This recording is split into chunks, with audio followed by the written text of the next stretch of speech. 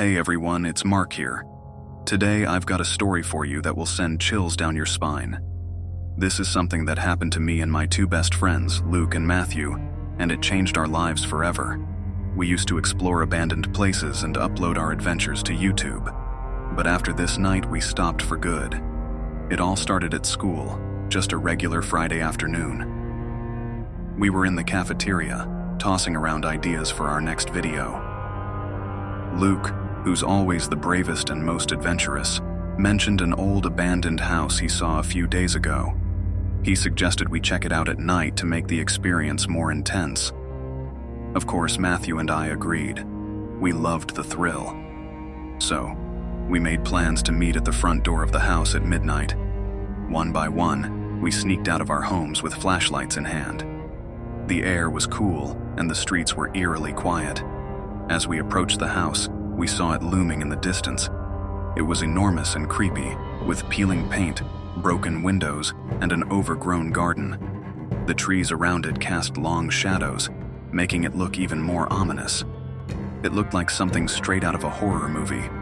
Weirdly, the front door was already open, as if someone was inviting us in. Matthew, our cameraman, started recording as we stepped inside. The air was thick with dust, and cobwebs draped the corners.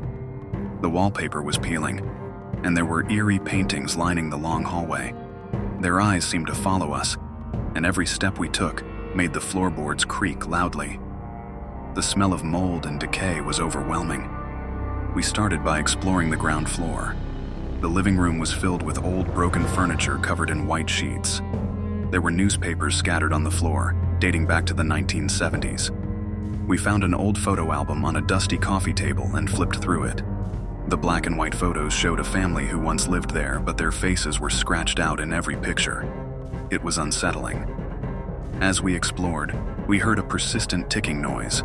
Following the sound, we found an old grandfather clock with strange symbols carved into it. When we looked closer, we saw the words, "Leave now," scratched into the wood. It gave us the creeps, but we decided to keep exploring. We found a staircase and headed up. The steps creaked loudly under our weight, and the banister was sticky with grime. The second floor was even creepier. There were several bedrooms, each one more disturbing than the last. One room had a child's bed with a doll sitting on it. The doll's eyes were missing and its mouth was sewn shut. In another room, we found a wardrobe full of old clothes that looked like they hadn't been touched in decades. Suddenly, we heard someone running downstairs. We spun around and saw a shadowy figure sprinting towards the front door. Then, we heard a door slam and lock. Panic set in as we realized we were trapped. Even Luke was visibly shaken. Matthew kept recording everything. We tried calling for help, but our phones couldn't connect. It was like we were cut off from the outside world. We needed to find a way out. We searched the house for anything that could help us break down the door. In one room, just as we were about to leave, we saw a dark figure standing in the doorway. We pointed our flashlights and camera at it, and saw a man with a creepy smile slowly walking towards us. We were cornered, our hearts pounding. Then, Luke did something unexpected. He charged at the man and punched him. We seized the moment and bolted into another room. We hid there, frantically thinking of a way to escape. We managed to find a rusty crowbar in a closet and decided to break down the door. Just as we were about to make our move, we heard sirens outside. We ran towards the noise, but the man was right behind us, focused on Luke. I smashed the door open with all my strength and we burst outside, gasping for breath. To our shock, police officers surrounded the building, and our parents were there too. We ran to them, relieved to be safe. The police detained the man who had been chasing us, and Matthew showed them the footage. The officers were equally disturbed by what they saw, especially the part with the creepy man. As we stood there, catching our breath, we couldn't stop wondering how the police knew we were there. Luke's mom explained that one of our classmates had overheard us talking about our plan.